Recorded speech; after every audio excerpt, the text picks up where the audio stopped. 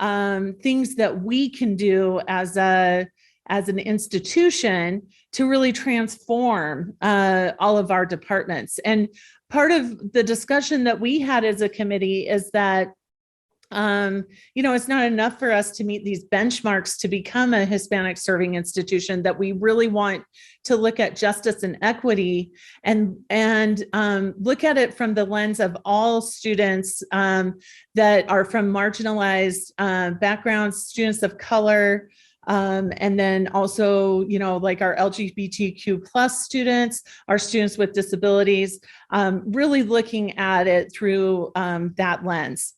So if you haven't read the book, we're going to jump to the very end. So the last section of this book provides a framework, and we used it in student affairs as our framework for program review. And so it looks at 6 principles, basically, I guess is how I would say it. So the first one is, and these are things that even if you're not in student affairs participating in program review, I really challenge you to think about your area or your sphere of influence, and are there ways that you can move the needle in some of these areas. So basically what it asks us to do is to look at, 1, providing programs that are focused on equity and justice and really looking beyond diversity and multiculturalism. And so when we think about the programs that we're offering, are we really looking at inequities and then how to address those? Or are we looking through that social justice lens instead of an event that just focuses on celebrating diversity? Also, she recommends that we hire faculty and staff focused on equity and justice. And there's a lot of different ways that can be accomplished. And so obviously it's very important that we're hiring faculty and staff of color. It's also important that we're understanding that people are equity minded, that we're including equity questions in any search committees, things like that. And then also, she also emphasizes in the book how important it is to hire people from the neighborhoods where students are coming from.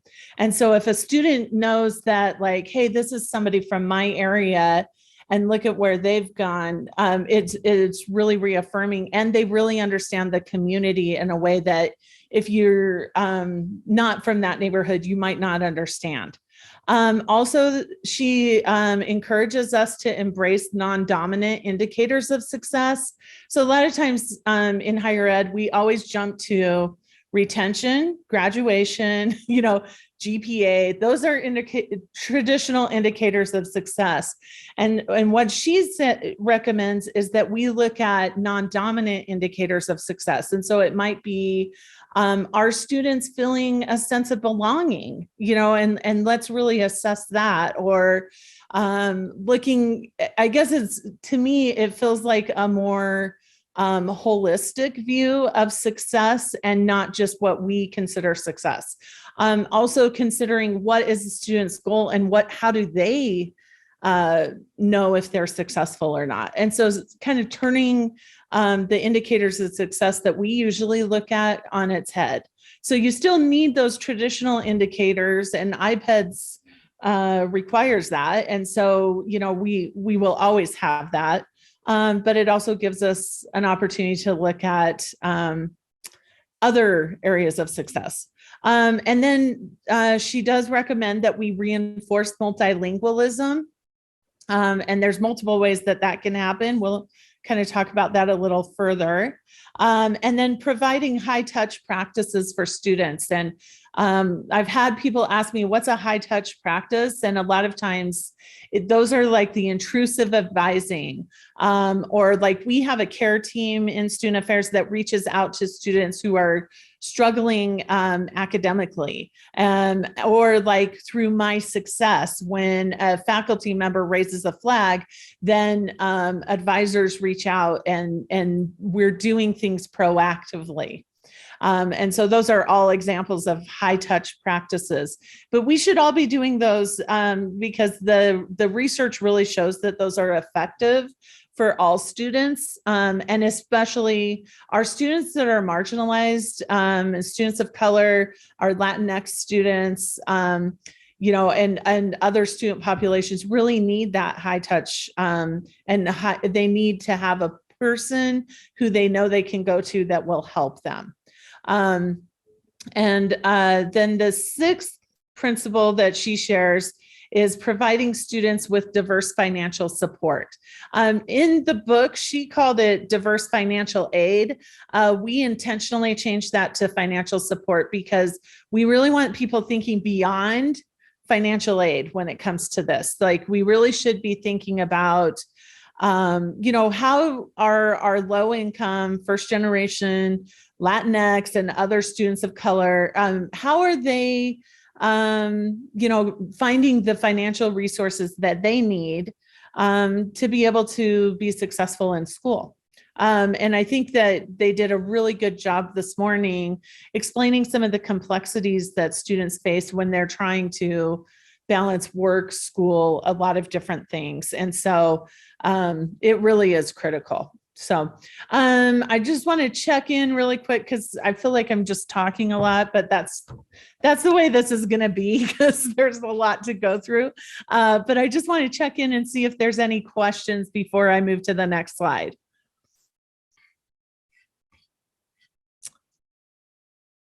Okay. And feel free, if you do have questions, type them in the chat. Susie will let me know, or feel free to unmute yourself as well, because I do want to have a conversation. So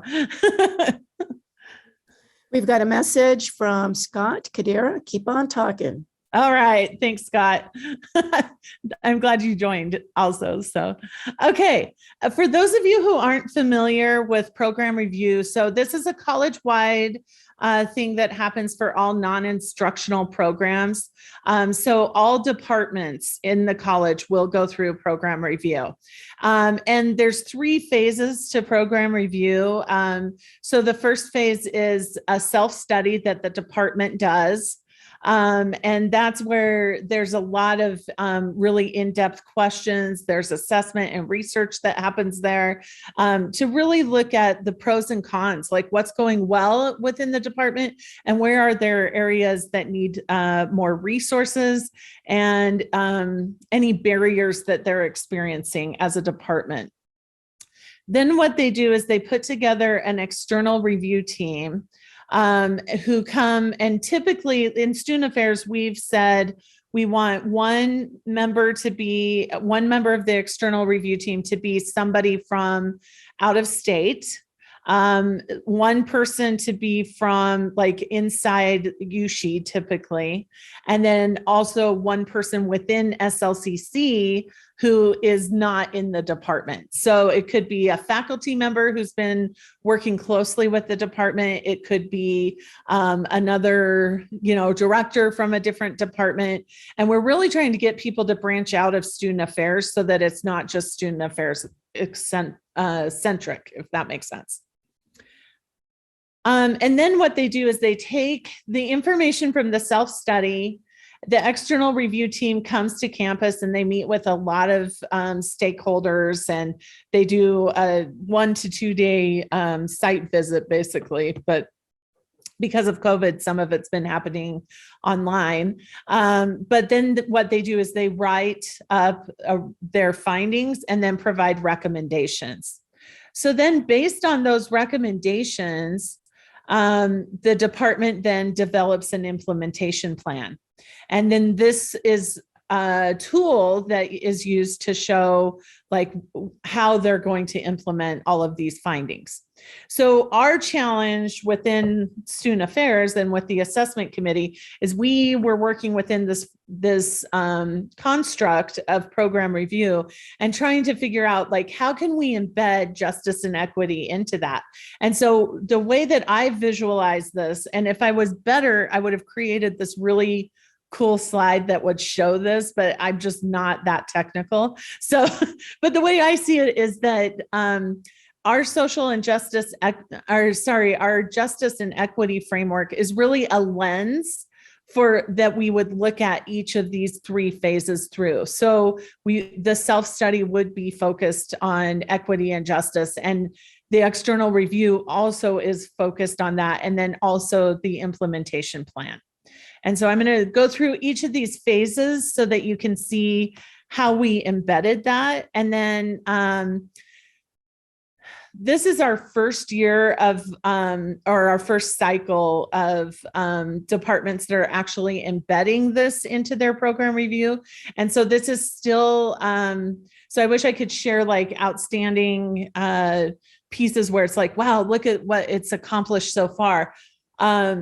So right now we're still in the, like, people are embedding it into their program review. So we have a number of departments that are submitting their self-studies and beginning to put their external review teams together.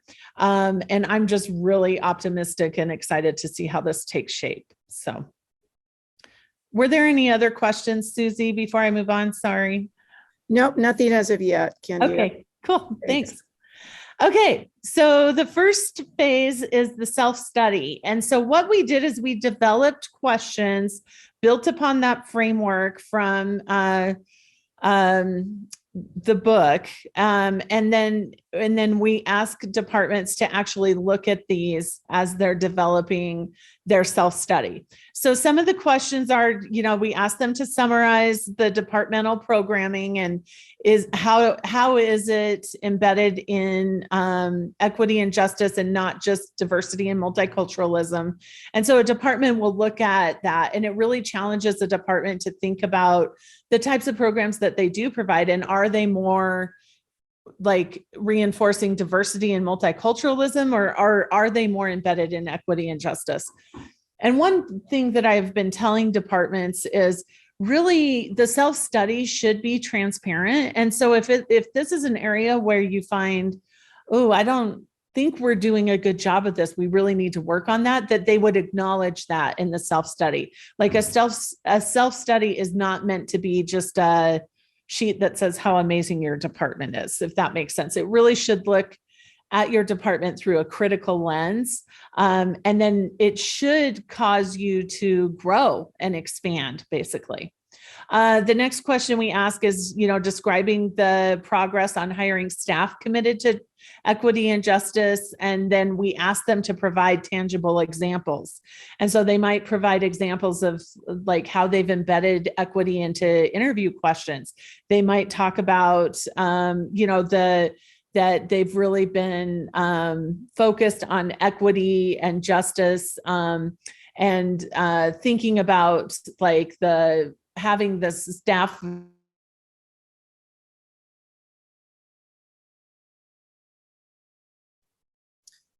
Candida, we've lost audio. I think you're muted. Sorry, I don't know what happened. Okay, what part was I on?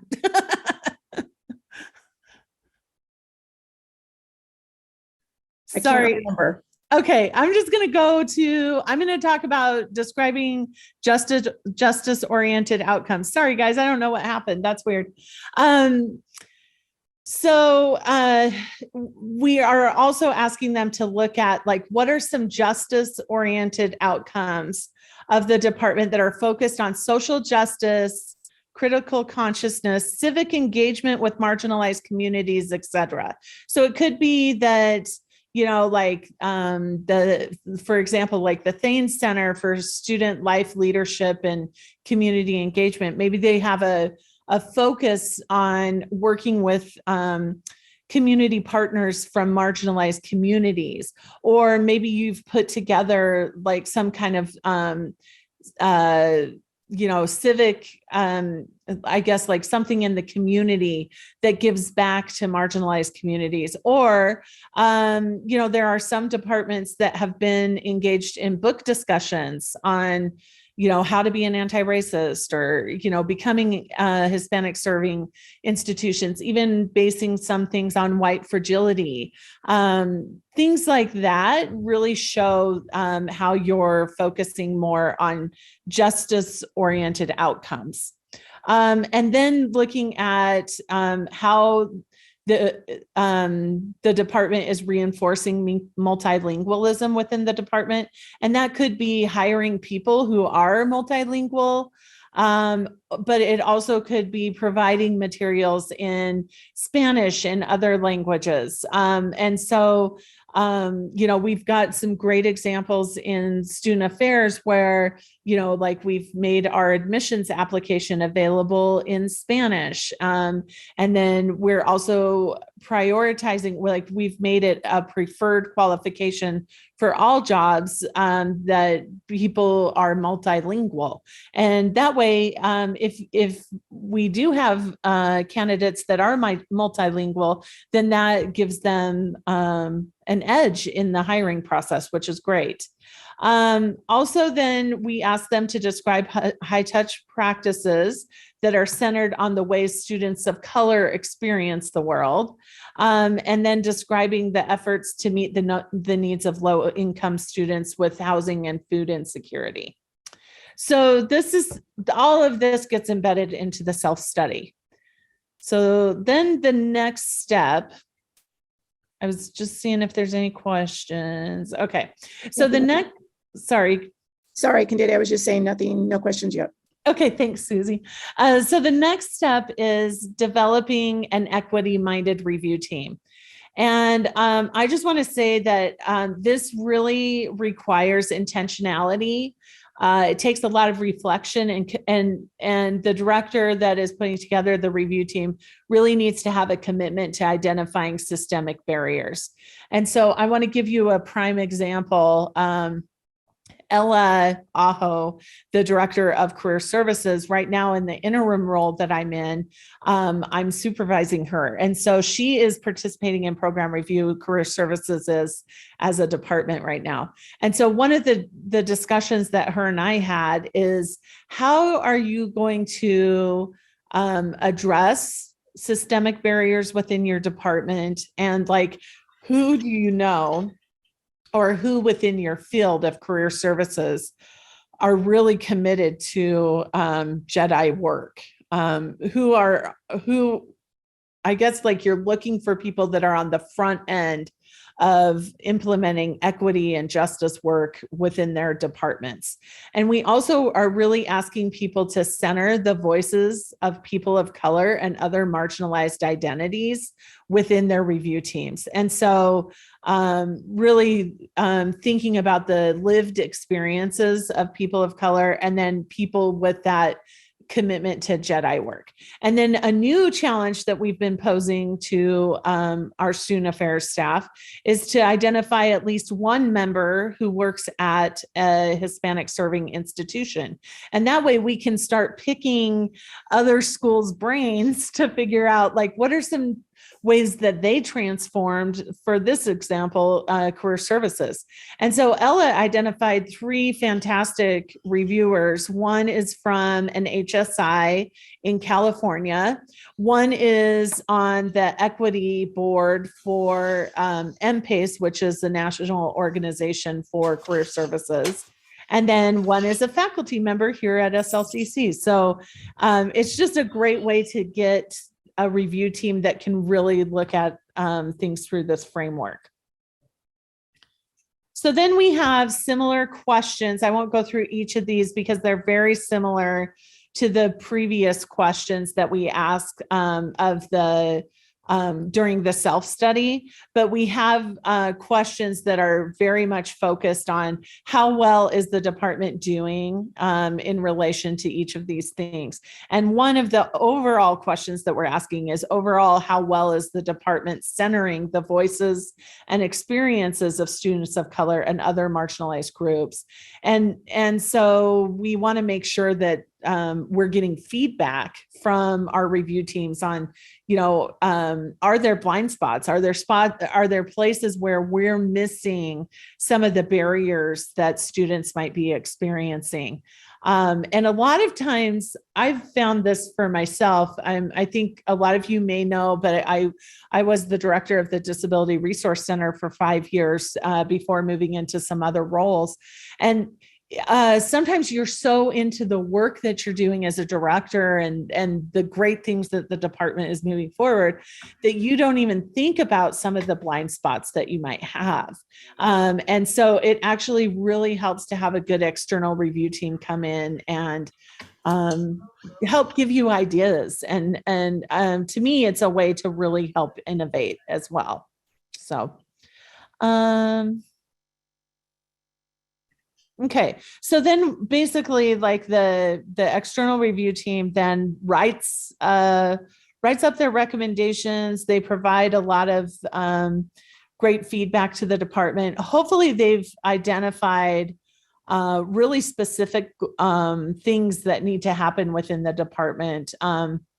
I know that it can sometimes be challenging. We had one program review in the past where it was identified that students of color did not feel safe coming to a particular office, and that they struggled to know if they even belonged in that office. And so then the department was able to set some really specific goals and action items that helped move the needle, so that then, and really, I think it takes a lot of like being able to look inside and look critically, and then revamping things. And that particular department's done a great job of really hiring a much more diverse team.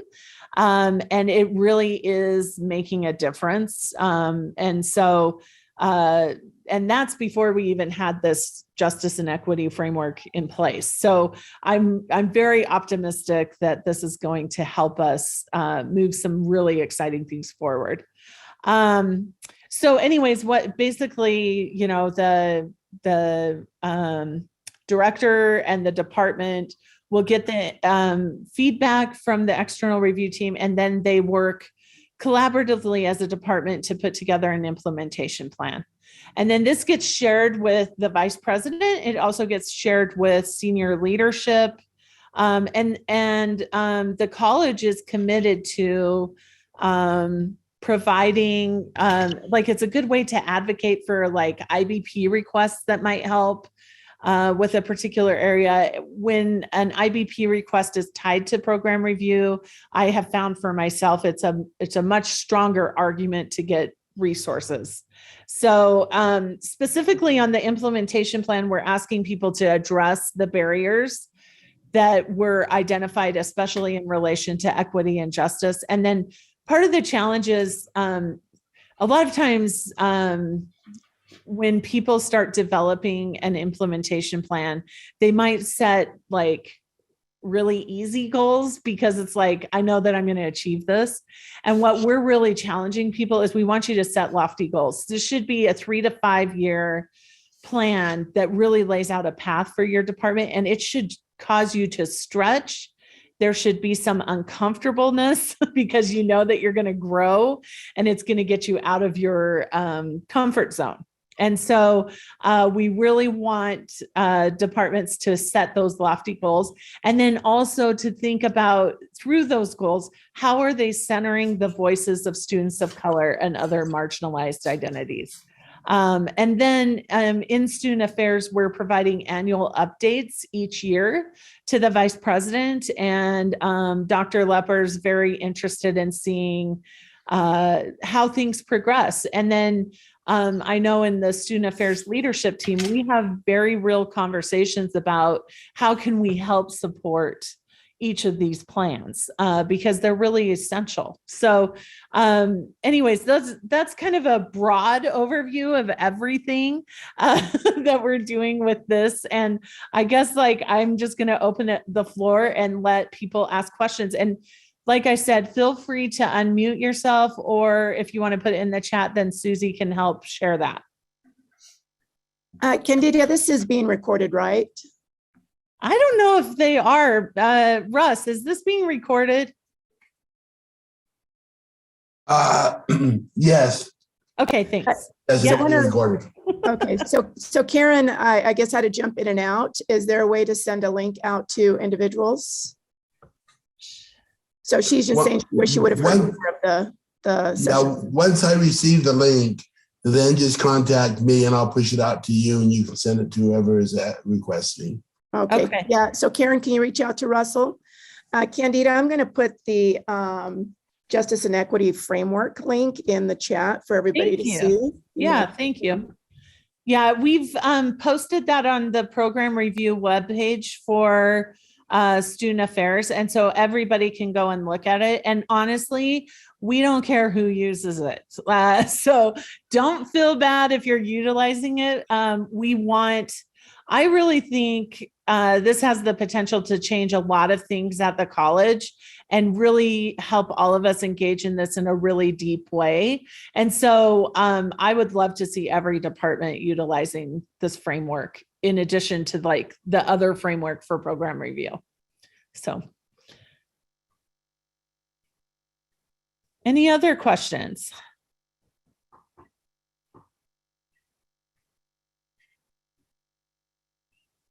Okay, well, if not, you guys might get out a little early. I will provide also these references. Susie, I'm wondering if you could help me by just tracking the participants in this. And then what I could do is I can also send these slides out to all of you. And it does have a link also to the program review framework so that you can take a look at that as well. But I cannot plug enough the book Becoming Hispanic Serving Institutions. It really helped me wrap my mind around a lot of things regarding this. And it's made me very excited to see how we transform as an institution. So I think there's a lot of really great things that we can do. Candida, there's a question in the chat. Scott is asking, can you define a bit more what you mean by centering student voices? Yes. So, and she talks about this throughout the book. And so it's part of the discussion that we had on the assessment committee, Scott, is that, and I'll go to like one of the pages that kind of talks about that so that I'll actually go to the framework so you guys can see that again. And this comes from her book basically, but basically they kind of talked about it today, this morning, that a lot of our processes, our dialogue, everything that we do in higher ed, a lot of it is really built on, this cultural, I guess, I mean, I'm going to refer to it as a white supremacy framework. So it's basically people with privilege who are white. Like a lot of times that's the dominant voice that you hear everywhere that you go. And so we actually have to be intentional to center the voices of students of color. And so like an example that I read about recently, I've been reading, I'm in a doctoral program, so I do a lot of research on the side too. So some of this is also coming from like Rendon's. There's a great book by Rendon called Senta Passante, and it talks about how so much of the things that we do in higher ed are really reinforcing that the white voices are the predominant voice. And so then if we can give students the opportunity, so in the classroom, if students are raising their hands to answer a question, if as faculty we call on the student of color first, then we're sure that people are hearing the perspective of students of color in addition to hearing a lot of white students. But it's, so it's like, it takes intentionality on our part to make sure that we're really hearing the experiences of students of color. And so I think that looks different in each department, Scott. And so I know you're in the Center for Health and Counseling. I think one thing that you guys have done is after following the Zoom bombings, that the students, especially in the Black Student Union, were advocating very strongly that they wanted a more diversity, I guess you would say, with some of the counselors that they're meeting with. And so by honoring those requests, and I know that there's a lot of work that your department's been doing related to that, but by honoring those requests, I think you're helping to center the voices and the experiences of those students. So I think I don't have like all the answers on that because I'm still learning through all of this, but I think it's a question to take back to our departments and really think through, how are we centering the voices of students of color? And are we? And if we're not, how can we do better at centering those voices so that we're really focusing on the lived experiences of our students of color? Because normally in higher ed, like that hasn't always been our focus. And that's a problem, and so that's part of, I think, to me, what we're trying to dismantle. So it's a complex issue, Scott. So I hope that helps. And I would love to have more discussions on this. So anybody who's interested, feel free to call me.